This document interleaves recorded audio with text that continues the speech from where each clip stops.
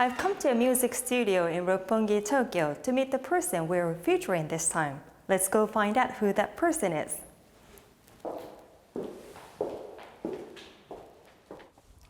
Shakai, nice to meet you. Nice to meet you too. This time, we're putting the spotlight on Shakai, a member of a Japanese reggae group called Shonan no Kaze. Born in Kamakura, Kanagawa Prefecture, Shakai formed Shonan no Kaze and made his debut in 2001.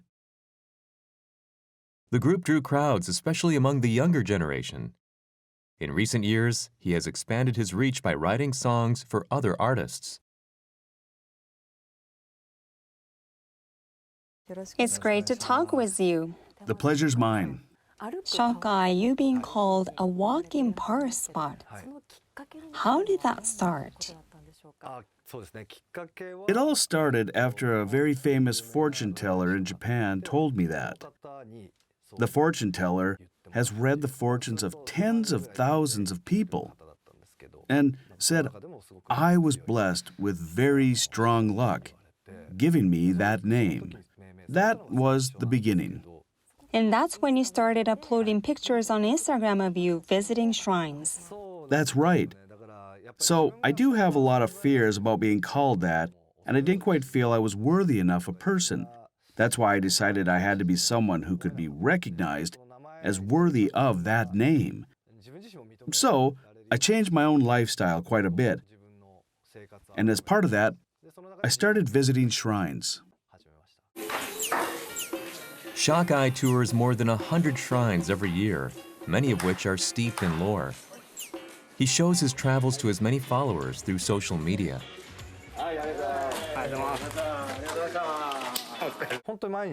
When you start going almost every day, you really feel this sense of culture as a Japanese.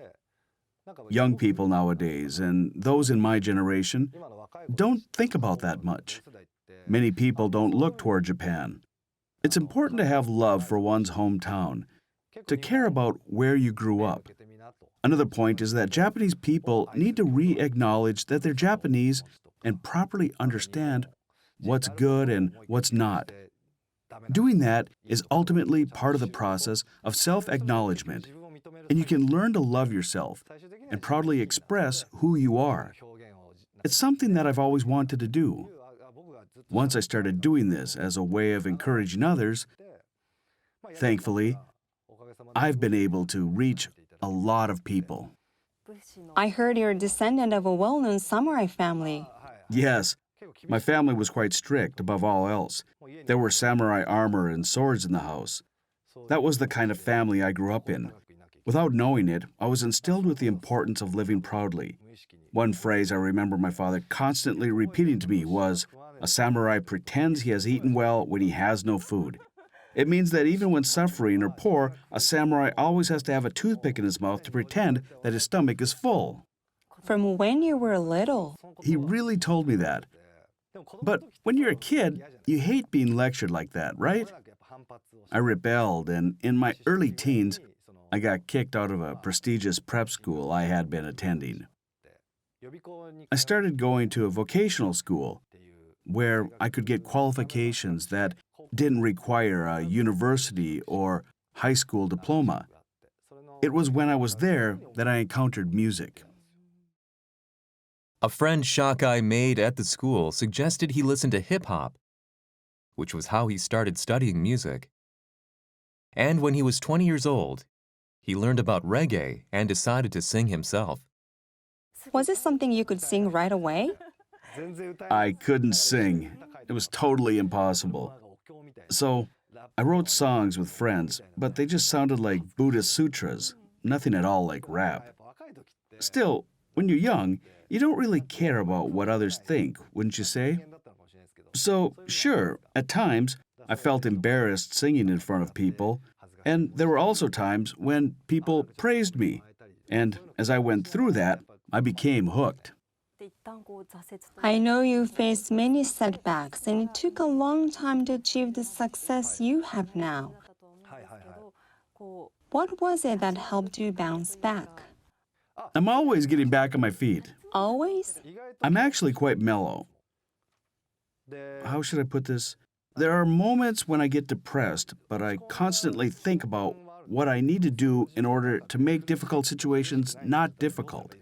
That's what's allowed me to be the musician I am today and to be called a walking power spot.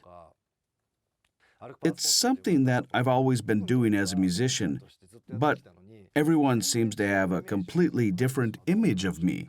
I really wondered about what I needed to do. There are times when I feel this pressure, but at the same time, I'm really grateful. I started thinking if people who didn't know about me and Shonan no Kaze can get to know about us, then what can I do so that I can be proud, that people who invite us are happy that they did, that they don't feel let down? Finally, would you tell our viewers in Asia about how to draw in fortune from today? People in Asia? Please. The moment something happens, you yourself don't know whether that's good or bad. That's why, if you can believe that what just happened is good, then it will become good. In other words, for me, that's how I live to be lucky, to draw in fortune. Thank you so much for talking with us today. Thank you. This time we cheered on Shock Eye, a member of a reggae group called Shonan no Kaze. They're known as a walking power spot. And I'm looking forward to seeing what kind of power they give audiences through their performances in the future.